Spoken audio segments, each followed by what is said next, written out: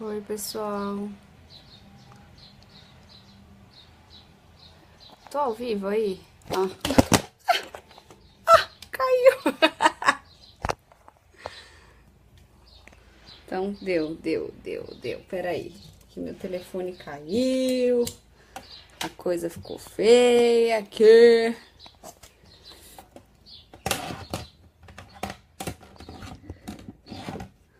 Juro que eu consigo me acertar em algum momento aqui, eu e minhas coisas.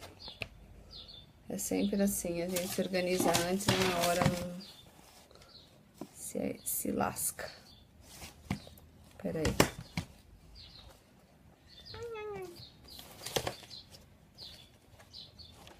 Não sei se vai ficar reto não, sabe? Tô me questionando aqui. Acho que ficou. E aí? Deu certo aí?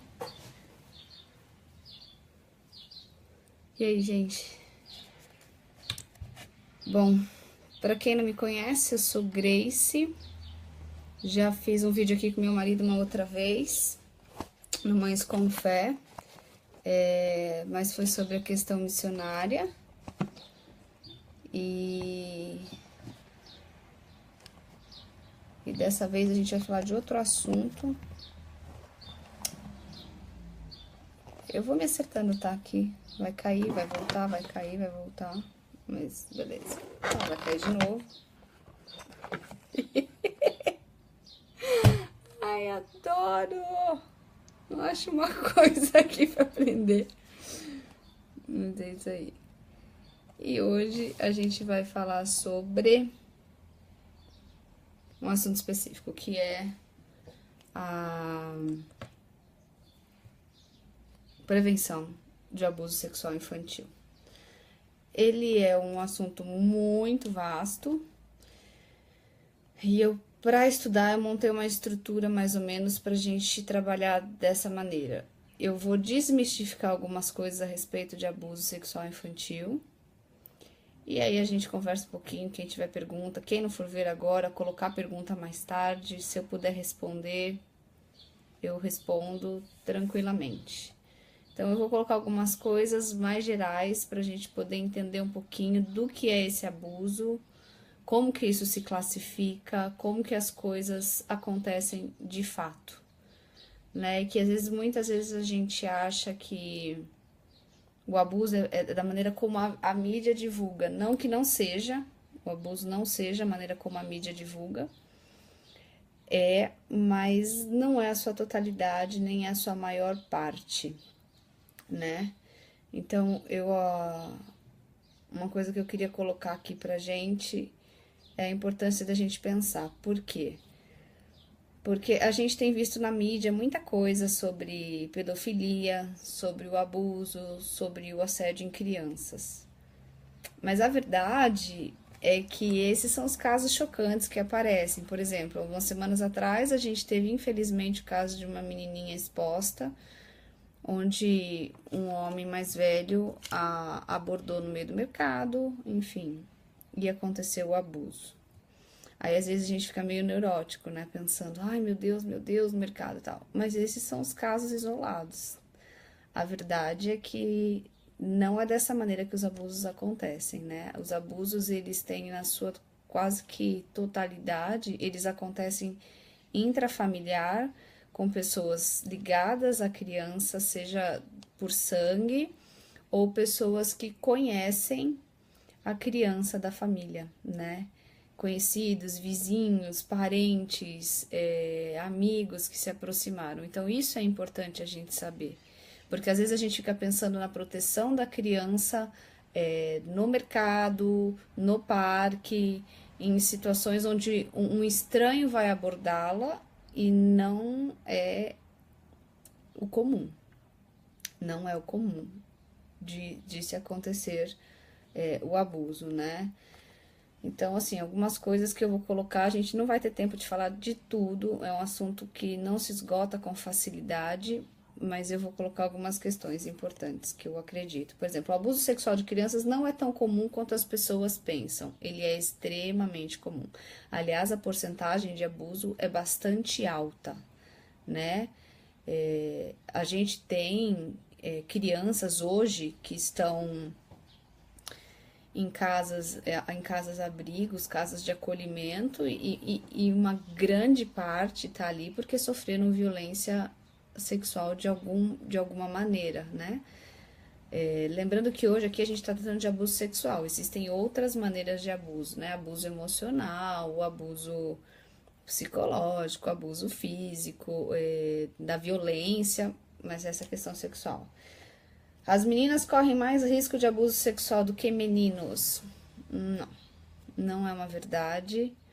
O pessoal pensa que só meninas são aliciadas, só meninas são trazidas para o abuso, mas não necessariamente. O abusador, ele não está muito preocupado se é menina ou se é menino.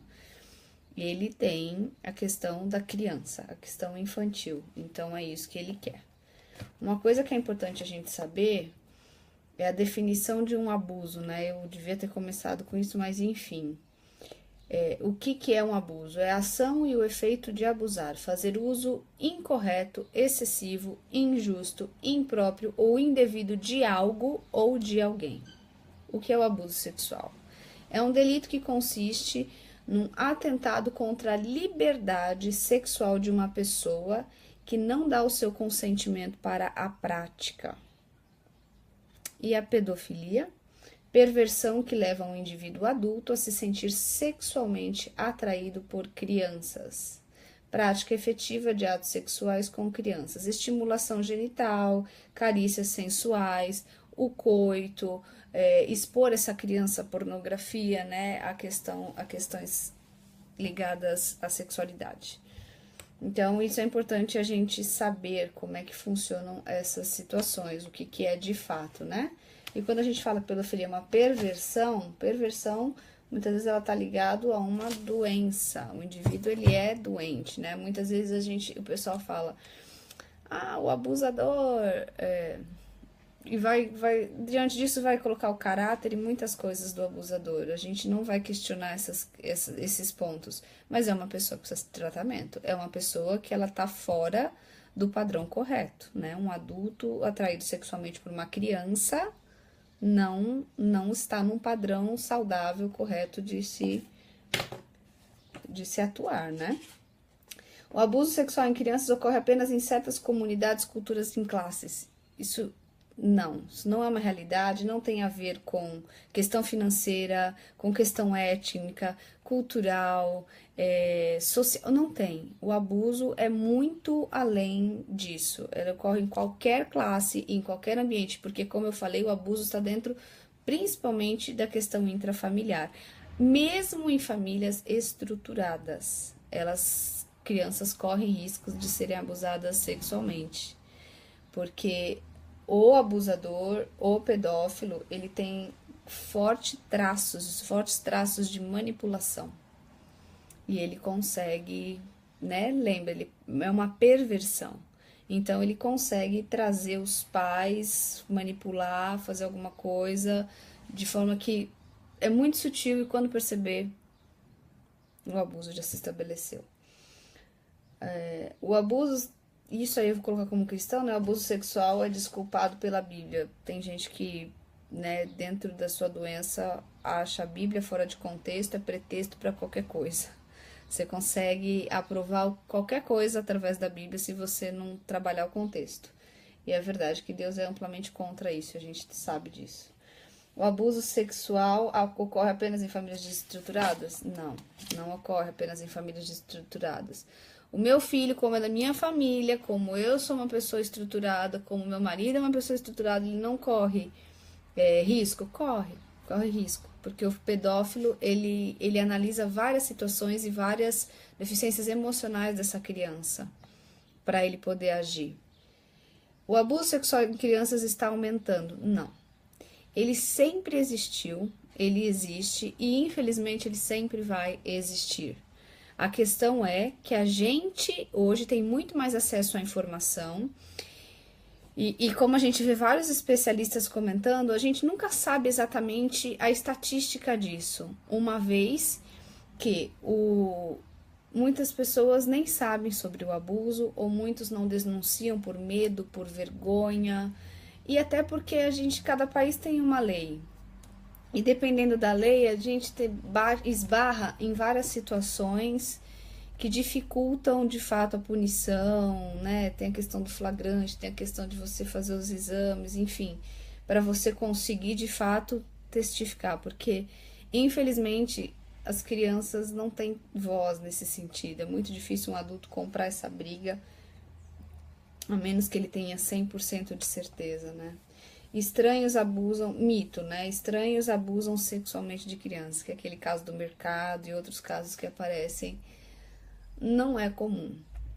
Não que não aconteça, mas o mais comum são pessoas conhecidas da família, são pessoas que estão no ambiente familiar, seja por amizade, seja por ser vizinho, né? Então a gente tem que pensar nisso. E assim, a gente também pensa que os abusadores sexuais são monstros, são pessoas horríveis. Não, não. São pessoas que você nem vai dizer que são abusadores, são pessoas que são agradáveis, são pessoas muitas vezes dóceis, que gostam demais dos seus filhos, que você vai abaixando a guarda e vai confiando. Não é pra gente entrar na neura e pensar, meu Deus, e agora eu não posso confiar em ninguém, não. A gente vai falar um pouquinho disso. Existem alguns traços que você pode ver que sai fora da normalidade. Dá pra gente pensar nessa situação, mas a verdade é que o perfil do abusador, você não vai olhar pra ele e vai falar, ele é um abusador, né? Isso é importante a gente ter essa noção. Abusadores sexuais de crianças são fáceis de serem reconhecidos? Não, também não são fáceis. Oi, Tati, tudo bom? Não são fáceis de serem reconhecidos, até porque eles têm esse perfil extremamente manipulador, eles conseguem vestir uma máscara, né? A perversão, indivíduos que têm esse traço de perversão dentro da sua característica de personalidade ou do seu desvio de doença, enfim, eles são pessoas muito boas para esconderem quem de fato eles são e quais as suas reais intenções a respeito de determinada pessoa, de determinado assunto, né? Eles não são maus, eles não são necessariamente tristes, loucos, então você não vai ter esse perfil do abusador. Todo abusador sexual de crianças ou pedófilo foi sexualmente abusado na infância? Também não. Também não é uma realidade. Você não é porque você foi abusado que você vai se tornar um abusador necessariamente, né? Porque a estrutura da personalidade humana, a estrutura psíquica, ela consegue se refazer. A gente tem aí conceitos como resiliência, como tratados, como coisas que podem serem refeitas e a pessoa não se tornar uma abusadora, e pessoas que, dependendo da realidade e do seu traço de personalidade, né, infelizmente se tornaram abusadoras. Apenas homens homossexuais abusam de garotos. Não, tem muito homossexual que não é pedófilo, né? Então, assim, existe estereótipos que a gente coloca em função de orientação sexual, de algumas coisas que a própria sociedade colocou, mas que não são reais, né? É até cruel você taxar uma pessoa em função da sua orientação e colocar, ele vai abusar do meu filho. Não, não é esse parâmetro, não é assim que você consegue discernir sobre um abusador. Mulheres não abusam sexualmente de crianças. Mulheres abusam sexualmente de crianças. Abusam, ainda que dentro do que a gente conhece é numa escala menor, mas isso acontece. Então não é porque é mulher que isso não pode acontecer, né?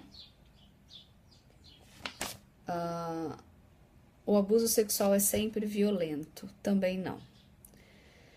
Muitas vezes, e isso a gente tem dentro da literatura, dentro de várias coisas, a própria criança, ela, quando você começa a estudar os casos e trabalhar, nem sempre ela vai mostrar que houve violência para que ocorresse esse abuso.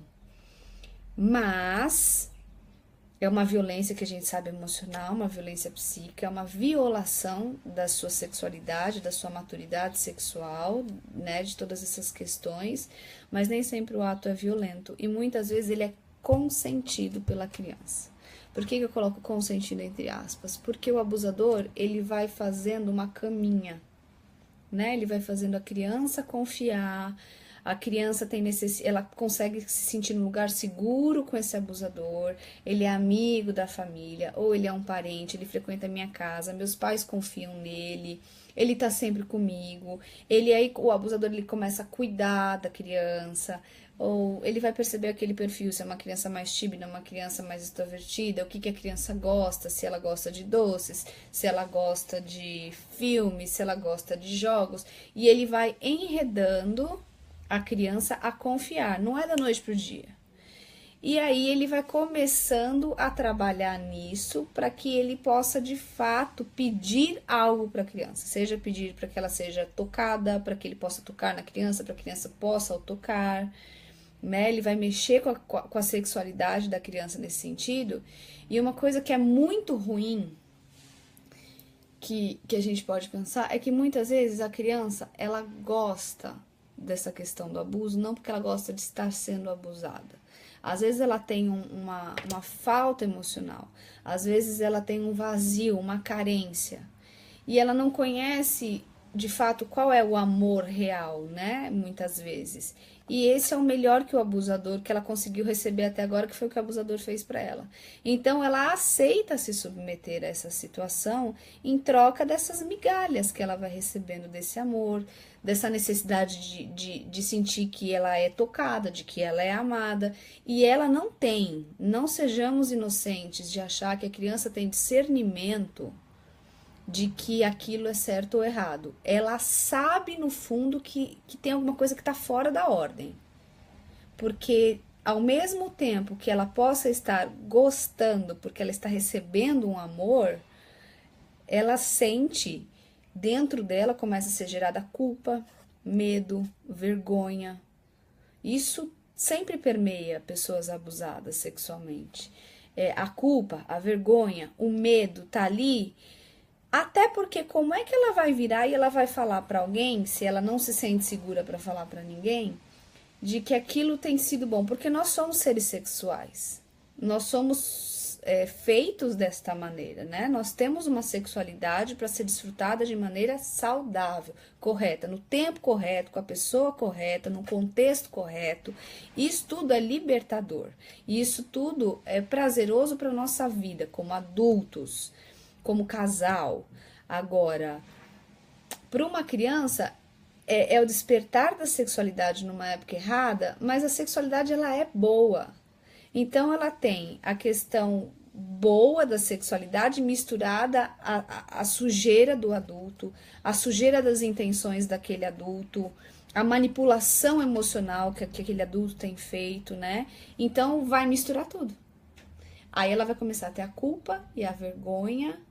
Porque assim, como que eu posso gostar de algo que eu sei que tá me fazendo mal, que tá acontecendo alguma coisa? É óbvio que ela não tá pensando aqui. Isso tudo vai ser no mecanismo inconsciente dela, que ela vai vivenciando e a criança vai adoecendo, né? A criança, ela vai adoecendo.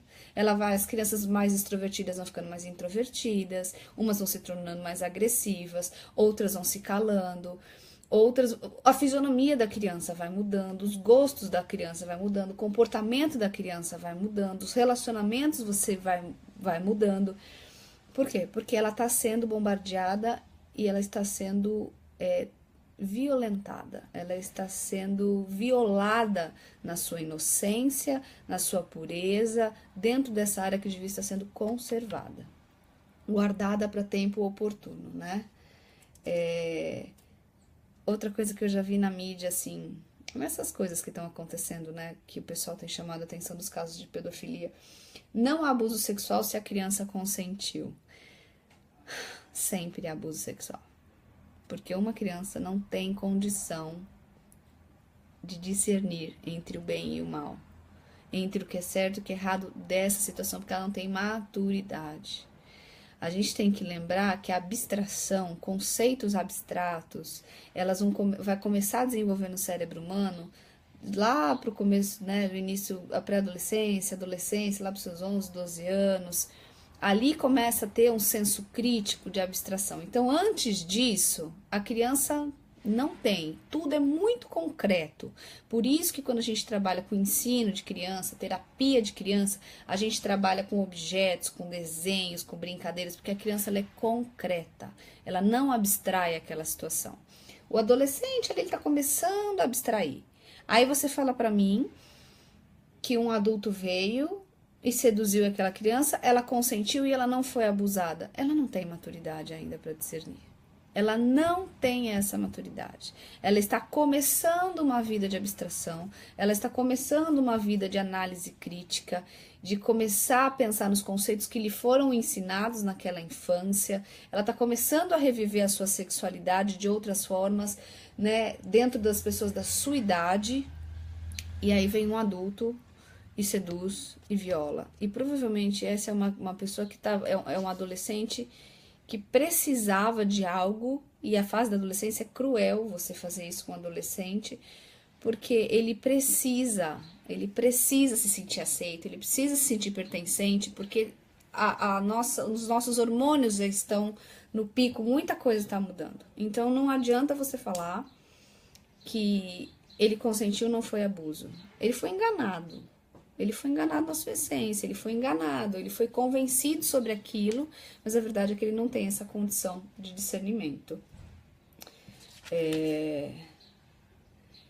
Crianças são seres sexuais e provocam atração sexual. Gente, isso é um absurdo, né? Então, mas tem gente que fala isso. Que, aliás, você vê muita gente, muito pedófilo, às vezes fala, mas é que aquela criança me seduziu, ela estava me seduzindo. Não, porque criança não tem esse conceito de erotismo, não tem esse conceito de sedução. E se algumas estão fazendo alguma pose que a gente vê ou alguma dança, é reprodução do que elas estão aprendendo e absorvendo na sociedade ou dentro da própria casa, de alguma maneira. Não é por análise crítica, não é porque ela decidiu seduzir alguém. Não, isso não existe. A criança, ela não vai fazer isso, ela não vai seduzir, porque a sexualidade infantil não se enquadra da mesma maneira como uma sexualidade de um adulto maduro já, né? As crianças têm imaginação fértil e fantasiam muitas coisas, incluindo o abuso sexual. Não, a criança não vai ficar fantasiando abuso sexual. A criança, ela fantasia dentro do universo dela. A criança fantasia dentro do que ela conhece, né? Eu tenho 2 filhos pequenos. Eu vejo meu filho, principalmente meu filho de 5 anos, ele fantasia pra caramba, mas ele fantasia coisas com super-heróis. Ele fantasia coisas dos amiguinhos que fizeram na escola, então que ele vai juntar com aquilo, aí com o que ele aprendeu na igreja, com o que ele aprendeu em... Ele vai, aí ele faz um bololô, mas nunca aparece uma encenação ou alguma coisa sexual. Porque ele não tem contato com isso. Ele não sabe o que é isso. Ele não tem idade para saber o que é isso. Certo? Então, assim, criança não fantasia sobre abuso sexual. Se uma criança desenhou alguma coisa, pode investigar. É para ser investigado, porque ela está sinalizando alguma coisa. Se ela falou alguma coisa, vai correndo atrás. Não ache que é normal, porque não é normal. Criança fantasia com conteúdos infantis, com conteúdos, por exemplo, minha filha fantasia às vezes assim, e se minha mãe morreu, não sei o que lá, mas são medos e conteúdos dela, faz parte, ela tem 7 anos de idade, e são conteúdos dela, e que isso faz parte das fantasias dela, de temores próprios da idade, mas sexual, não. Crianças mentem sobre o abuso sexual, não costumam mentir sobre isso, não. Justamente por esse conteúdo. Embora, se eu não me engano, há uns dias atrás eu li de uma menina que foi isso mesmo, que o rapaz foi preso, o homem foi preso porque ela falou que ele abusou sexualmente dela, tal, e depois era mentira. Né? Mas ela já era um pouco mais velha e porque ela tinha fugido de casa para ficar com o namoradinho e tal. Mas os pais conheciam e começaram a investigar e foram atrás e descobriram a mentira. Isso é um ponto fora da curva, é uma exceção. Criança não costuma mentir sobre abuso sexual, tá?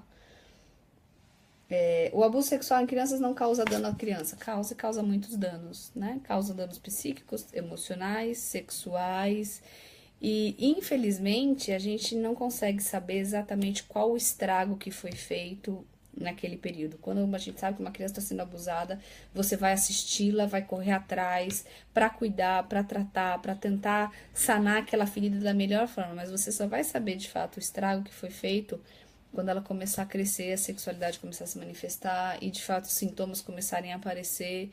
A gente tem que correr, assistir, tentar fazer o melhor que pode para cuidar dessa criança. Mas a gente não tem o controle de todas as variáveis do quão danoso foi aquilo para ela ou não. A gente tem que fazer um acompanhamento e ir ajudando na superação desse trauma. Crianças que são sexualmente abusadas sabem que isso é errado e denunciarão o abuso. Não. Elas sabem de alguma maneira lá dentro que tem alguma coisa errada, mas elas não vão denunciar.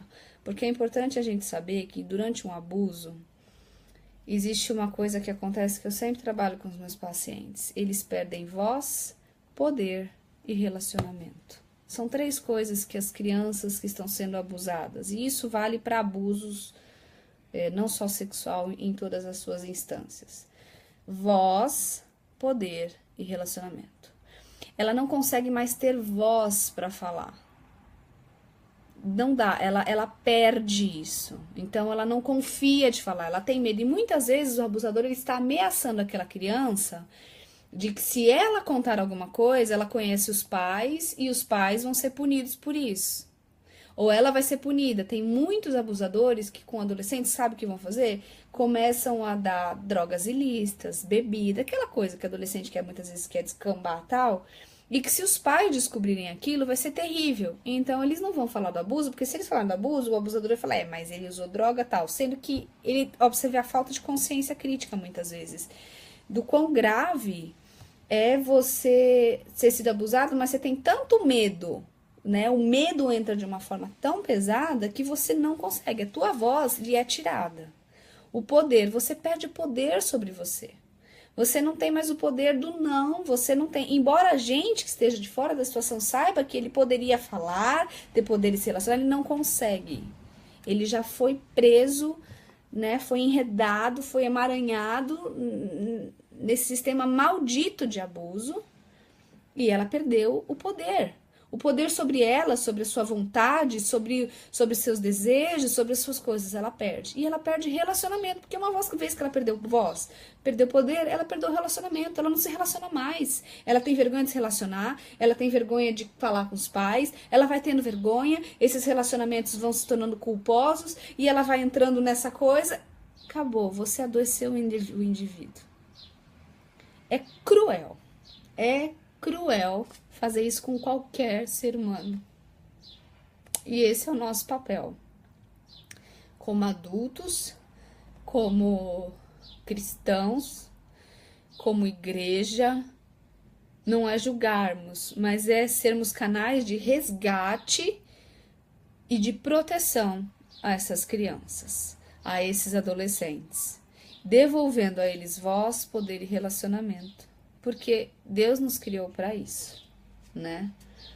Pais e adultos devem ser capazes de dizer se uma criança está sendo sexualmente abusada. Também não dá pra gente pegar e colocar a culpa nos pais, a culpa nas pessoas que estão cuidando dessas crianças. A gente nem sabe o histórico dessas pessoas, a gente nem sabe o que tem dentro dessas pessoas. Por isso que é importante não ter esse julgamento, esse olhar punitivo e julgador, que a gente também vê na mídia acontecendo. As pessoas julgando. Então, julga uma mãe porque fez isso, julga o pai. Não adianta, o julgamento não vai. Você não sabe qual é a estrutura emocional daquela pessoa. Você nem sabe se ela foi abusada, se ela não foi. Você não sabe como que foi a estrutura dela familiar. Você não sabe as necessidades emocionais dela. O nosso papel é proteger aquela criança e tentar trazer consciência de que aquilo está acontecendo. E às vezes os pais precisam de uma ajuda, inclusive para enxergar esse quadro, porque eles também foram vítimas de uma manipulação de um pedófilo, de uma pessoa perversa. E caíram na rede. E isso pode acontecer, né? Pedófilos não podem ser curados, também não é uma verdade. Por isso que eu falo, eu entendo a nossa questão humana da raiva, do ódio, muitas vezes, do nojo, dessas questões que podem acontecer da gente colocando esse pedófilo como crucificando, né? Mas a verdade é que isso também muitas vezes faz parte de uma doença, e essa doença precisa ser tratada, ela precisa ser olhada, e essa pessoa precisa ser olhada como todo mundo é olhado, né? Ela precisa ter esta chance. E aí eu falo para cristão, você pode ter raiva, pode ter o que for, revolta, tudo isso é muito legítimo, mas nós somos cristãos. E a mesma chance, e a mesma graça, o mesmo amor que alcançou a minha vida, que alcança a sua vida, é a graça, a chance, o amor que Deus pode alcançar a vida deles, né? Então, a gente tem que pensar nisso, né, também. E que essa pessoa também precisa ser salva, essa pessoa também precisa encontrar o amor e a graça. Ela vai ser curada? Não sei. Mas existem tratamentos, existem encaminhamentos, mas é uma doença extremamente grave, né? A gente tem que convir que é uma doença bastante complicada e bastante difícil. Devemos evitar, isso é muito importante, devemos evitar falar sobre o abuso sexual infantil para não assustar as crianças. Não. Não sei, mal. Não sei. Mas eu não sei, do Mais com Fé, desculpa, gente. Minha filha tá desesperada pra ver o link e tal, mas eu não sei. Perdão. Devemos evitar falar sobre o abuso sexual infantil para não abusar as crianças. Não, pelo contrário.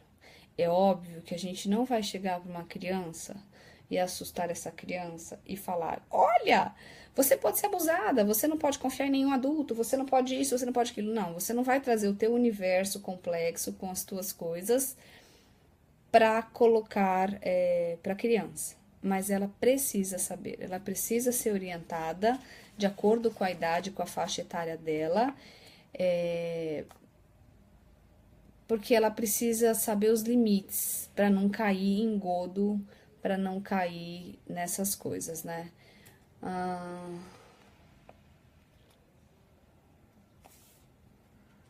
Obrigada, Adri. Ai, meus filhos estão sem aula hoje, então eles ficam angustiados para... A minha filha, né, que fica angustiada para ver as coisas. Então, assim, dentro dessa questão do abuso, de como a gente comunicar para a criança, eu acho importante a gente pensar assim: como a gente, como pais, a gente não vai, infelizmente, conseguir proteger todas as crianças, né?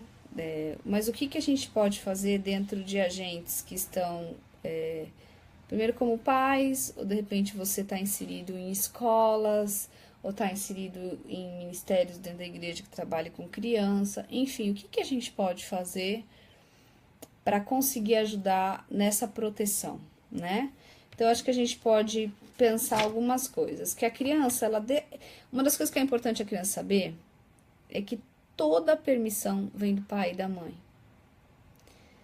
Então, uma coisa que é importante, não importa nem se é da família, a criança tem que saber que ela tem que pedir permissão para você. Mãe, eu posso fazer tal coisa? Mãe, pai, eu posso fazer tal coisa? Isso eu estou colocando dentro de uma família funcional, porque infelizmente nós temos pais abusadores, mães omissas. E essas variáveis a gente não consegue controlar. Porque a gente não consegue nem ter acesso, né? Quando a gente tem acesso, a criança já vem destruída para minha mão. Ou ela já foi para um abrigo porque alguém já denunciou para o conselho tutelar, foi constatado o abuso, e aí a destruição já está estabelecida. As atitudes, as intervenções são outras. Então, eu estou partindo do princípio, né, do pressuposto que temos pais saudáveis que querem proteger os seus filhos, né? Então, assim, é sempre importante. Mesmo, parece até um absurdo, né? Mas, mesmo que seja sobre o avô, sobre o tio, sobre primos, não vai. Só vai poder ir em algum lugar ou fazer tal atividade ou fazer tal coisa se eu deixei, se eu permiti. Se não, não vai. Isso tem que ser muito claro na cabeça da criança, né? Por quê? Porque se vem um vizinho e fala, deixa eu te mostrar uns gatinhos, né? A criança é apaixonada por bichinhos. Vamos lá em casa que eu vou te mostrar uns gatinhos. Primeira coisa que a criança tem que pensar, não posso ir, eu tenho que primeiro pedir permissão para os meus pais. Porque se ela vai, aí você percebe que começa o engodo. Começa assim, porque não é na primeira vez, muitas vezes, que o abusador vai fazer, não. Geralmente não é. Ele vai fazer aquela manipulação de confiança, de, olha, na minha casa tudo bem, não tem problema nenhum. Então, sabe, é bem essa situação. Então, é importante que o seu filho saiba que antes de entrar num carro, antes de ir na casa de alguém, antes de sair daqui, então você tá na casa de fulano, de ir pro quarto, mãe, posso ir pro quarto com fulano? Vai ficar assim, tal, a porta? Ele tem que saber que você é a referência do sim, do não, do pode, do não pode dele. É uma maneira de você proteger e de você estar controlando aonde ele está, quais as variáveis dessa situação. Eu tô lendo, gente, porque eu fiz várias anotações aqui. Sempre confirmando.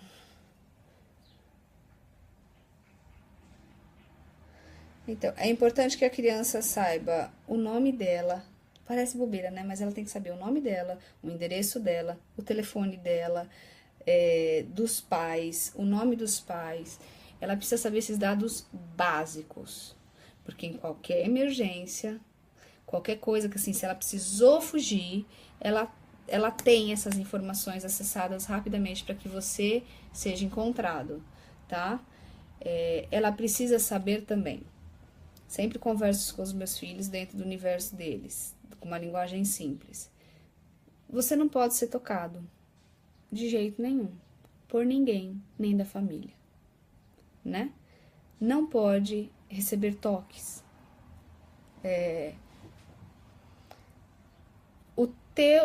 Então, eu sempre falo com as crianças, olha, você não vai tocar ninguém e ninguém tem que tocar em você. Você vai no banheiro, principalmente menina. Menina tem uma mania de ir no banheiro só com gente. Não vai. Posso ir, mas eu vou entrar no banheiro, trancar a porta. Se alguém quiser entrar junto, não, você vai até a diretora da escola, você vai até tal lugar. Não pode. Ninguém tem que te acompanhar para nada. Para tomar banho. Você só vai tomar banho junto, que nem minha filha, quando vem amiga dela aqui em casa, elas gostam de tomar banho junto. Tudo bem. Eu acompanho. Eu tô ali, fico ali por perto, tô olhando como é que são da mesma idade, né? São duas meninas. Então, isso é importante saber. A mesma coisa os meninos. Porque às vezes o menino não é mais esculachado, mais assim, tô nem aí mesmo. Não. Não pode tocar no bumbum, não pode tocar no órgão genital, não pode ficar pegando, abraçando, não pode. Eu sei que às vezes me parece um pouco radical, mas você não tá naquele lugar. Não é sempre que você está ali acompanhando, que você está olhando. Então, não, né? Orienta assim, eu sempre orientei dessa maneira, Adri. Eles precisam de ajuda. Então, eu sempre falo, olha, o que é que pode? A sua tia da escola, ela vai te ajudar a ir no banheiro, então ela vai limpar você. Você fez cocô, ela vai limpar você. Como que ela vai limpar você? Sei lá, ela vai pegar o lenço umedecido, vai limpar o seu bumbum, você vai chacoalhar o seu pipi, levantou a calça e acabou. É bebê? É troca de fralda, né? Aí você acompanhou, você olhou a escola, você fez isso, é troca de fralda, tal. Então, você fez essa análise antes. Então, isso também é importante. Você vai analisar a escola, você vai analisar como é que não é. Todos os cuidados possíveis de você ter, você vai ter. Hoje, muitas escolas têm câmera. Muitas escolas têm a câmera, não que elas vão ficar a tempo real. Até porque eu acho que isso chega a ser a neurose coletiva que todo mundo tá vivendo. Eu acho que não. Mas tem uma câmera ali, porque qualquer desconfiança você vai acionar, né? Você vai perceber pelo comportamento dos teus filhos. Mas o seu filho tem que saber desde pequeno como, inclusive, é o toque, porque você limpa o seu filho, Então, ele sabe como que é um toque correto de limpar. Então, você fala, você sabe, Vi, olha como é que a mamãe limpa. É assim que podem te limpar. Se tentarem pegar no seu pipi para fazer mais alguma coisa, tentar ficar mexendo no seu bumbum, não pode. Você conta pra mamãe, não precisa ter medo, pode contar pra mamãe. Entendeu? A criança tem que saber que existe um jeito certo desse toque quando ela é pequena. E que tudo que passar disso tem que ser comunicado. E você tem que estar sempre atento nesse sentido.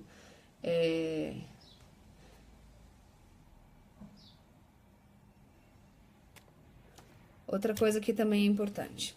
Sempre que a criança... É muito difícil. Tem criança que tem mais facilidade, tem criança que tem menos facilidade, principalmente criança pequena. Então, aí você tem que ficar um pouco mais atenta nesse sentido.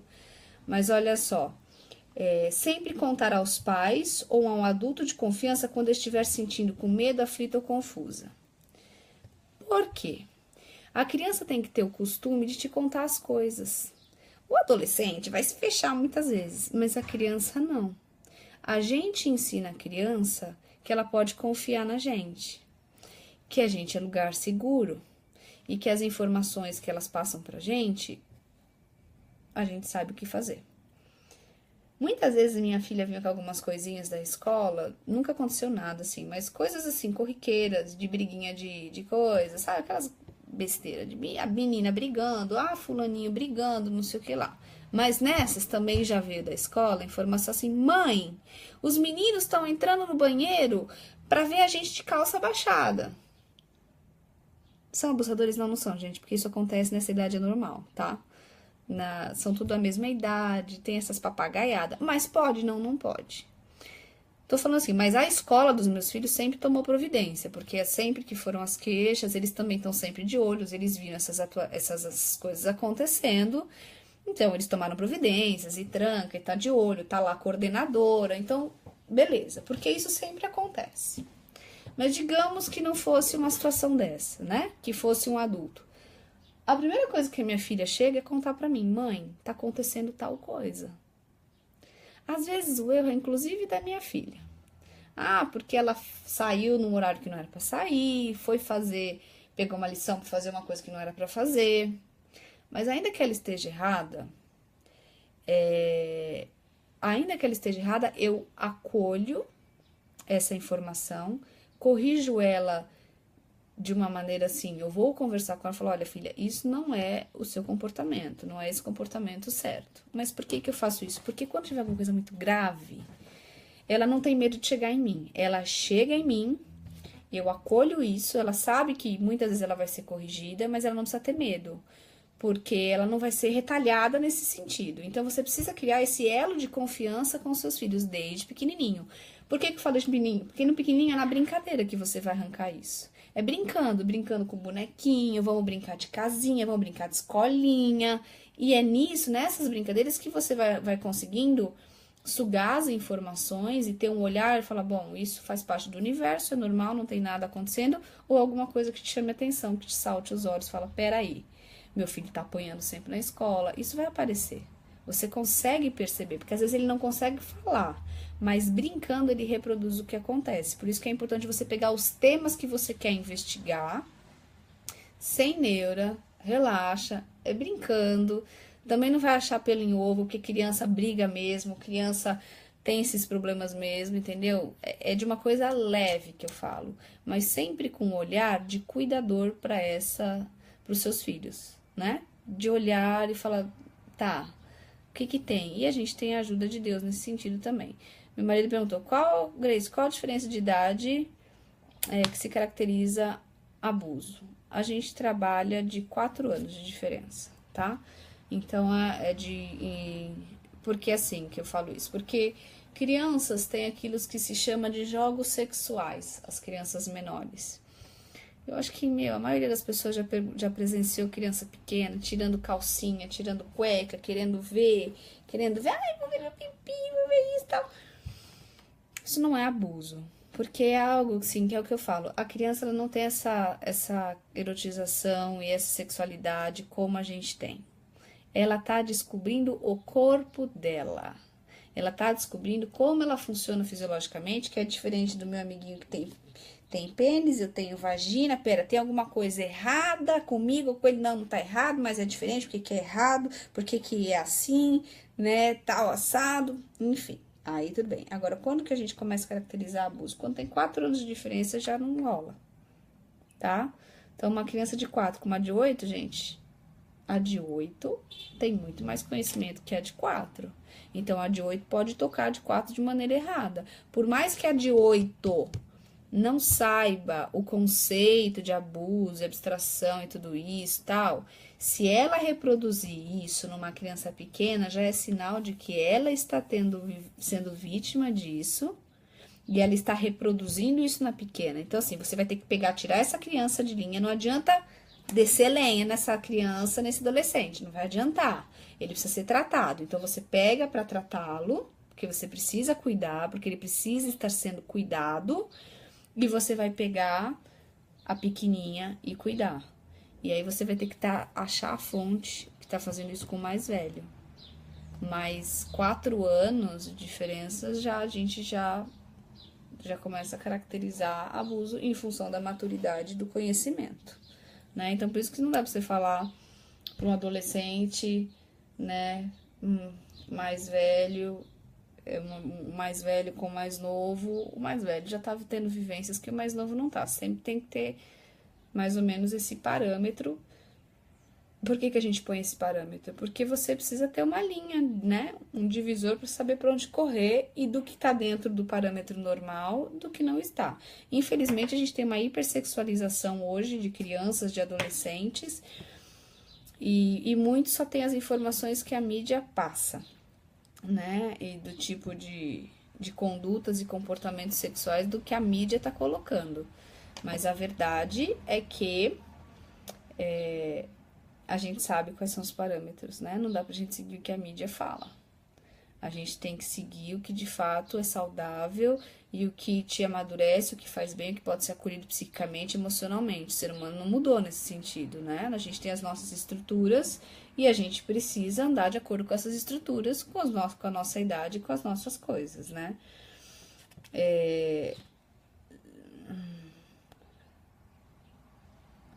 Lembre a criança de que não há problema em dizer não e que haverá sempre alguém para ajudá-la e que ela tem o direito de estar segura. Então, outra coisa que a criança também precisa saber é que ela pode dizer não. Aliás, tem uma fase que a criança só diz não. Não, não, não, não, não. Certo? Mas depois disso ela precisa crescer e saber que existem momentos que ela pode dizer não. Inclusive pra gente como pais, né?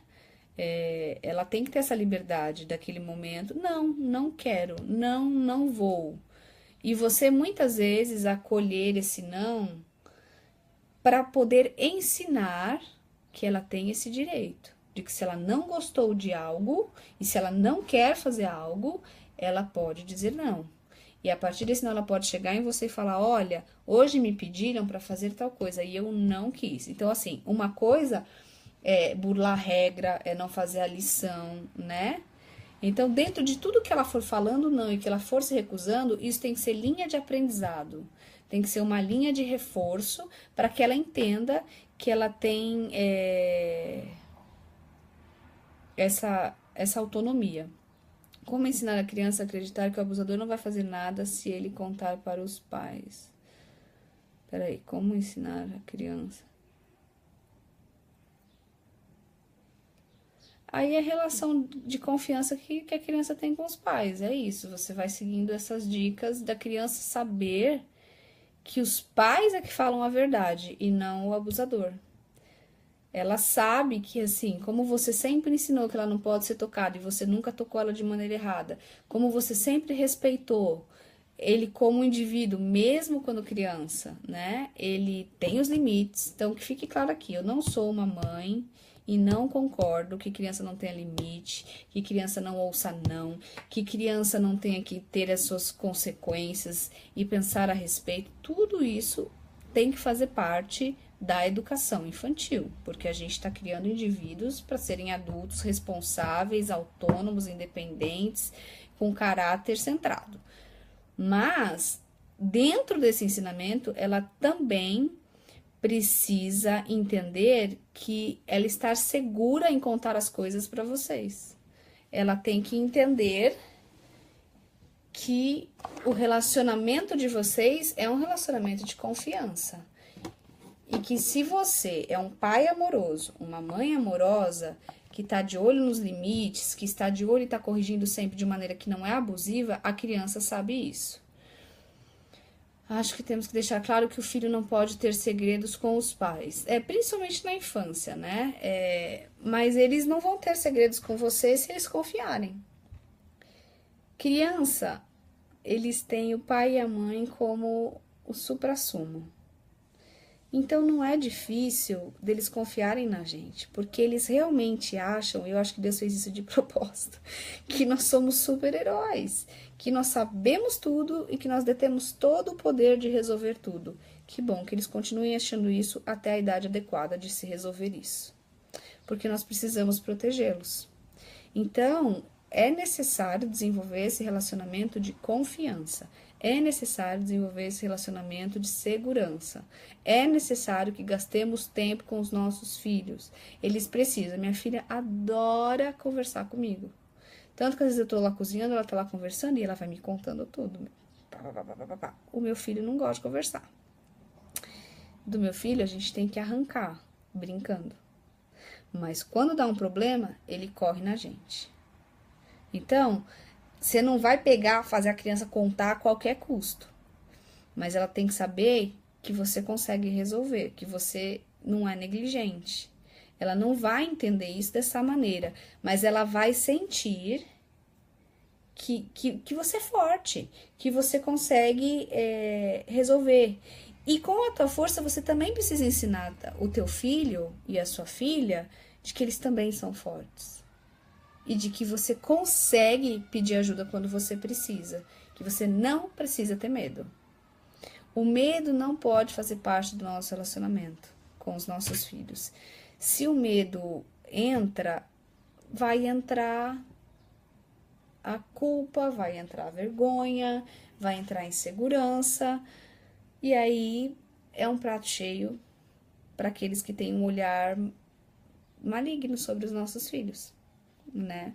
E o abusador, ele vai perceber essas falhas na família. Ele percebe aonde. Por isso que eu falo que não necessariamente famílias desestruturadas, mas às vezes a gente está passando por alguma situação delicada, alguma situação complicada nas nossas vidas e a gente baixa a guarda.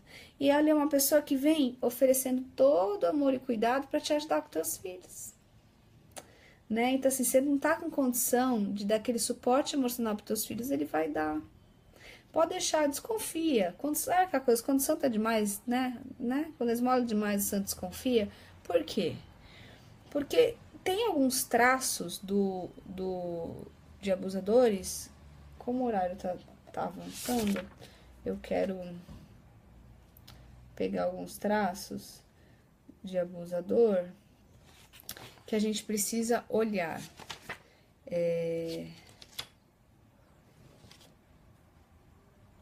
Hello!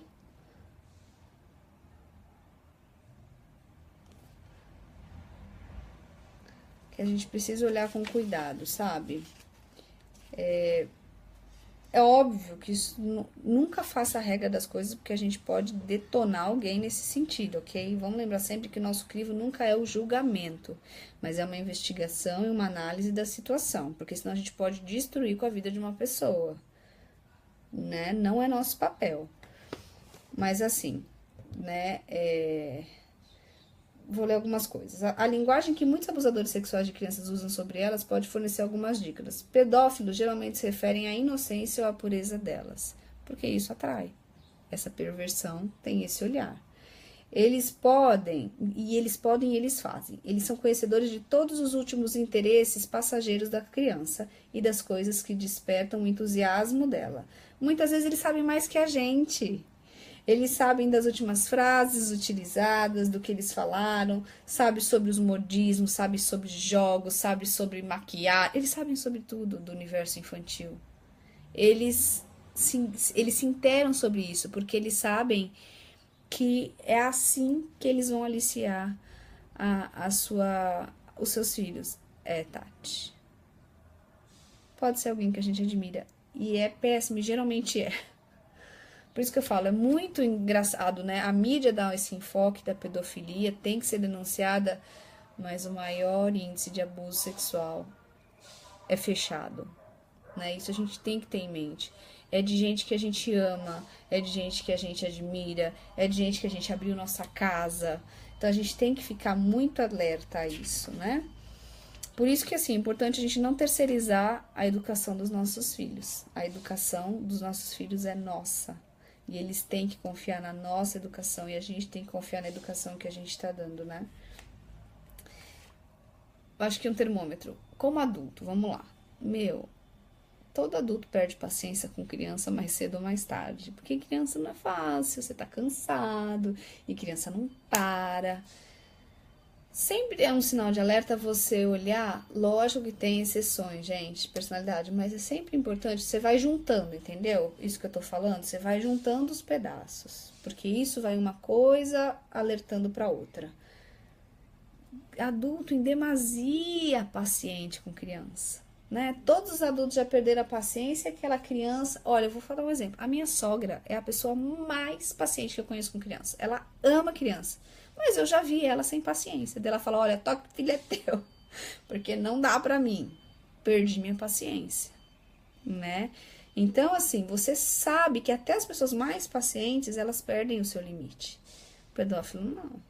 Ele vai porque isso é um jogo pra ele. Ele tá ali alimentando pra poder enredar a família e a criança nessa situação. Então, é sempre sinal de alerta, tá? Qual é o parâmetro pra você entender? Pega a pessoa mais paciente que você vai conhecendo com criança, inclusive ela perde a paciência e aquela outra pessoa não perde. É sempre importante a gente fazer essas análises, né?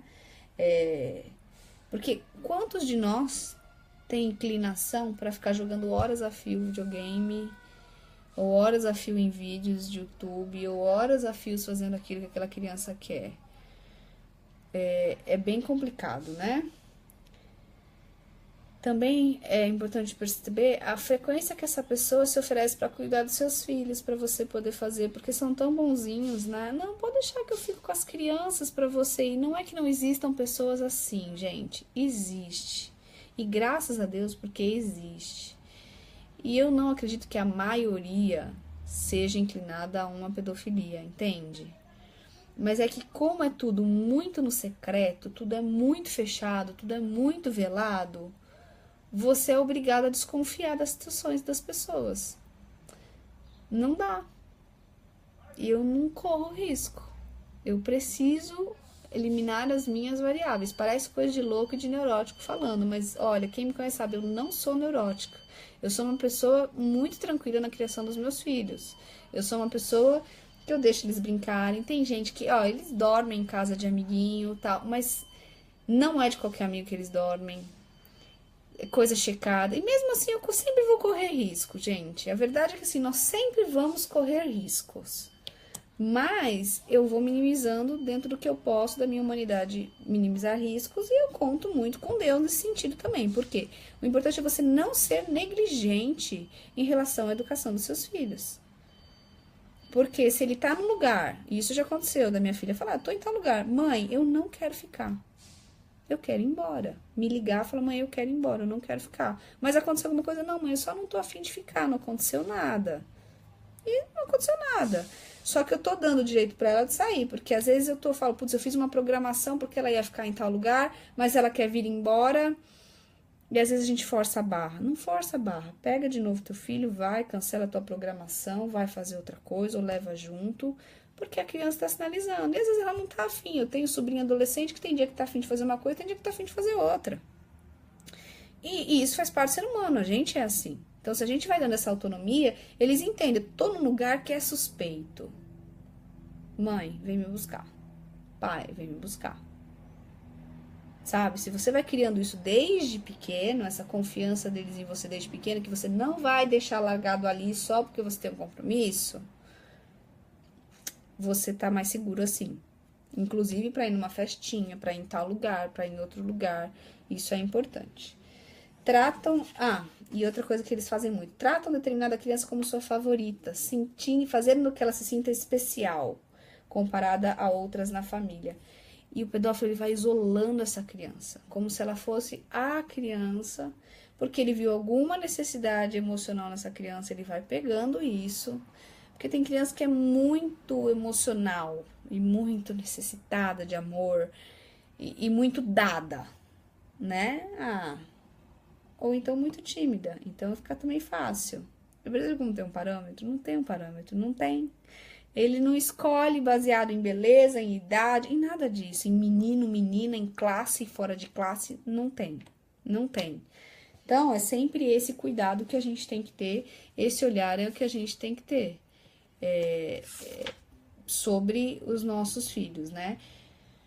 Agora, tem mais ou menos aqui dentro de alguns livros que eu li, e eles colocam algumas coisas, que eu acho que aí é legal a gente pensar sobre os nossos filhos, como que a gente pode fortalecê-los, porque cada um tem uma personalidade. Crianças que estão mais propensas ao aliciamento, parecem vulneráveis, são tímidas, parecem mais novas do que são na realidade, confiam demais nos outros, buscam amor e afeição, são solitárias ou desoladas, carecem de confiança, foram amedrontadas, são incapazes de se comunicar bem, estão sendo cuidadas por outros ou longe de casa, podem já ter sido vítimas de abuso sexual, então vamos pensar, né? Já foram vítimas, passou essa fase, um outro abusador chegando, olha, né, aquele olhar clínico. E estão ansiosas para ser bem-sucedidas em atividades como esporte, desempenho escolar ou outros interesses, o que talvez permita que sejam manipuladas por um abusador em potencial. Porque a necessidade de aceitação e de ser amado, que todo ser humano tem. Então, esse é um perfil de criança. Por que eu falo isso? Pra gente pensar. Porque nossos filhos têm características assim. Mas, por exemplo, buscam amor e afeição, ele pode ter amor e afeição na sua casa. Se você supri-los nessas situações, são solitárias ou desoladas. A minha filha é extremamente tímida, e ela puxou ela não consegue ser bem sucedida em esporte, nessas coisas, sabe? Mas o que eu reforço nela? Outras coisas que ela vai bem e que ela não precisa, porque eu não preciso que ela vá bem no esporte. Isso não vai fazer a menor diferença pro meu amor, para ela ser bem na vida, não vai fazer a menor diferença isso. Isso não é importante. Então, você vai ter que desconstruir alguns conceitos sociais e que vai se aprender, né? Que você tem que ser bom em tudo, você tem que fazer tudo, você tem que ser aprovado em tudo para você ser aceito. Então, a gente tem que ir desconstruindo essas coisas e enchendo o tanque dos nossos filhos de amor, de cuidado.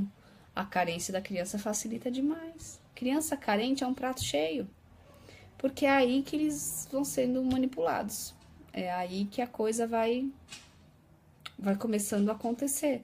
Porque uma criança que tá segura, tem voz ativa, sabe? E que sabe que ela não precisa de nada disso, primeira tentativa ela já vai correr pro pai e pra mãe e falar, fulano fez isso. Primeira. Né? Então, por isso que assim, a gente confia desconfiando. A gente tem sempre que ter um olhar de um cuidador, até que eles possam se cuidar sozinhos, né? A gente não pode baixar a guarda nesse sentido. É um desafio. Sim. Super protegidos também é um problema. Aí é outro tema, né? Mas superproteção faz muito mal. Porque, na verdade, a superproteção, se a gente for pensar, ela também é uma forma de abuso. Porque você está tirando do seu filho a chance dele crescer com autonomia, com independência, seguro, sabendo que ele é esperto, que ele é inteligente, que ele pode, que ele não precisa de você para tudo. Né? Ai. Eu saí porque o telefone caiu. Porque isso é importante. O que a gente precisa entender é que a gente precisa criar os nossos filhos para uma autonomia. Então, desde pequenininho, você vai ensinando a confiar em você e no seu marido, para você ensiná-lo a discernir ter o senso crítico de uma hora que ele consegue se proteger sozinho. Ele vai precisar aprender isso. Então, esse é o desafio nosso, né? Então, no mundo desse, por isso que é importante sempre você dar autonomia, a análise, você protege com o teu olhar, mas conforme ele for crescendo, ele também precisa ter nos recursos dele, de como ele vai se proteger, e que ele é forte, ele consegue se proteger. Lógico que não vai se proteger da maneira como você o protege, mas uma das maneiras de proteção é ele falar, gritar. Falar, né? Eu tenho voz, por isso que as primeiras coisas que a gente perde realmente no abuso é poder, voz e relacionamento. Porque aí você perdeu isso, acabou. Você vai ficar naquele ciclo do abuso até a hora que o abusador resolver que você fica naquele ciclo. E aí acabou, né? Destruiu você como ser humano até que tenha uma intervenção divina, milagrosa, ou você acorde, não sei. Entender, Adri. Entender o coração dos nossos filhos, entender as necessidades. Tem filhos que são muito mais necessitados de atenção, tem filhos que são mais necessitados de tempo, tem filhos que são necessitados de palavras, tem filhos que são necessitados, sei lá, enfim, né? Tem N características de crianças, de pessoas, nós somos assim. E a gente conseguir ter esse olhar da necessidade dos nossos filhos, a necessidade dos nossos filhos e das crianças, porque se a gente puder, né, e conseguirmos ter um olhar assim também dentro das atuações que a gente tem em frente às crianças, poxa, a gente acha que consegue ajudar outros pais e outras crianças também que talvez não tenham essa firmeza e esse discernimento e essa força emocional para conseguir proteger, né? Não é fácil, não é simples. É simples e não é simples, né? É simples e não é simples, mas não é fácil.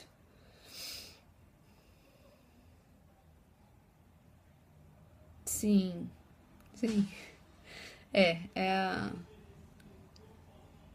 O nosso crivo é a palavra de Deus, é o Espírito Santo, é a nossa caminhada, a nossa comunhão com o Senhor.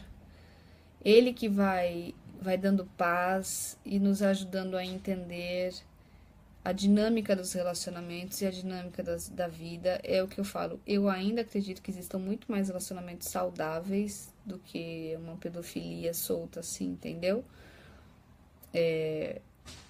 Eu consigo acreditar que a chance de eu ter um pedófilo perto de mim é muito menor do que a chance de eu ter uma pessoa bacana. Por que isso? Porque eu acredito em Deus e na bondade de Deus sobre as nossas vidas e no cuidado do Senhor sobre nós. E é só você olhar, né? Assim, você tem filho há um tempo, né? Outros têm filhos pequenos. Mas é só você olhar, né? Ao nosso redor.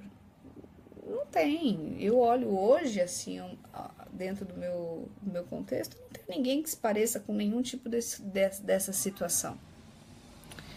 Né? Então eu não entro em eu não tenho. Fico ligada, ensino, oriento, tento aplicar aquilo na minha vida que eu falei com vocês. E vamos embora, vamos viver. Vamos viver, porque senão a gente entra na loucura. Agora, informação é tudo. Informação é tudo. Os filhos têm que ser informados de acordo com a idade sobre tudo que acontece sempre. Criar uma redoma é, inclusive, não deixá-los perceber que maldade existe, crueldade existe.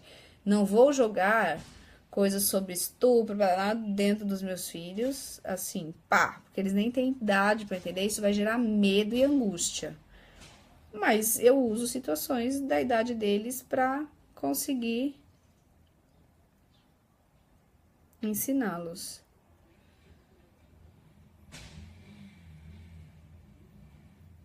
Eu acredito que sim.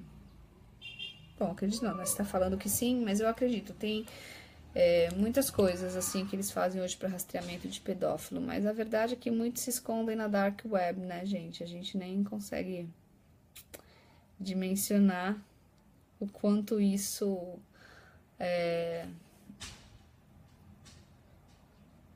o quanto está terrível, na verdade, né? Um dos livros que eu li foi sobre o Reino Unido, algumas estatísticas no Reino Unido, E no Reino Unido eles falam sobre isso, né? Que a gente acha que é muito eficaz alguns rastreamentos e algumas coisas. Não queria te desanimar, Tati. Mas a verdade é que, meu, não pega nem um terço do que de quem de fato é. Né? Então a gente tá falando de pedófilos que estão aliciando pela internet. Eu ainda não passo esse problema, né? Porque meus filhos têm pouco acesso à internet, é muito controlado na idade deles, eu controlo muito os programinhas e as coisinhas que eles veem. Mas vou chegar na fase em que eles vão ter uma autonomia maior, então eu preciso que eles tenham conhecimento e saibam. Então eu acho que é por aí. Né? Vocês têm alguma outra coisa para perguntar, falar? Porque eu acho que eu já falei pra chuchu. Senão eu vou encerrar por aqui. A gente, quem precisar perguntar depois alguma coisa, fique à vontade.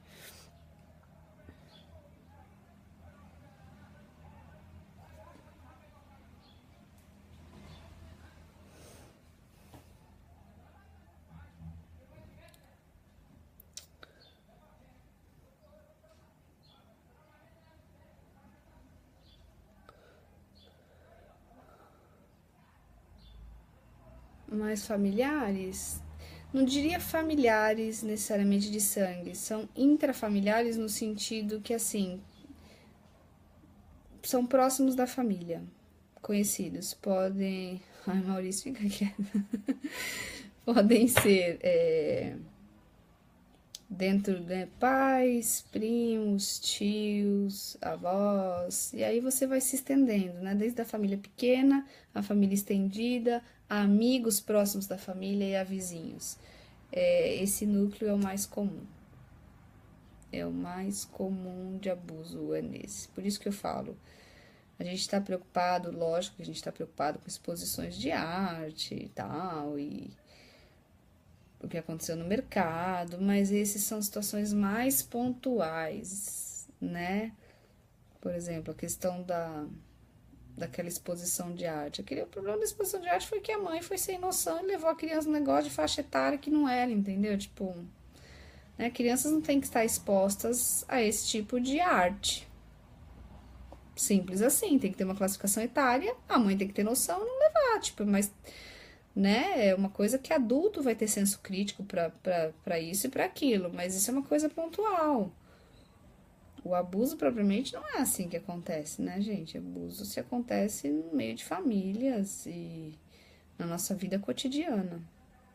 Quando a gente não tá, quando a gente tá falhando em alguma coisa, então, infelizmente. Mas, digo aí, uns 85, 87% dos abusos se caracterizam dessa maneira, intrafamiliares. Por isso que a nossa luta é dura. A nossa luta é difícil, porque como ter acesso, né? De nada, Tati, é um prazer estar com vocês. Precisando, estamos aqui. Qualquer dúvida, qualquer coisa, estou à disposição. É um assunto muito vasto, os materiais são muito longos. Eu tentei pensar algumas coisas assim pra gente conversar, mas eu sei que eu não falei nem um terço. Foi um panorama geral pra gente entender como que funciona mesmo o abuso dentro de algumas coisas que a gente pode trabalhar, certo? Mas é isso, obrigado, Tati, obrigado, Dri, pela confiança. Obrigada a todo mundo, espero ter ajudado e que o Senhor Jesus esteja conosco nessa caminhada, que o nosso doce Espírito Santo esteja nos fortalecendo, nos dando sabedoria, que o Pai querido esteja nos guiando, nos guardando e nos perseguindo com sua bondade e misericórdia para que a gente faça um bom trabalho com esses pequenos que nos foram confiados, para que eles sejam muito usados ainda por Deus nessa terra para militar a favor daqueles pequenos, do que não tem voz, não tem poder nem relacionamento, para que eles possam ser libertos pela graça e pelo sangue poderoso do nosso Deus. Fiquem com Deus, Deus abençoe e até a próxima, meninos. Beijo.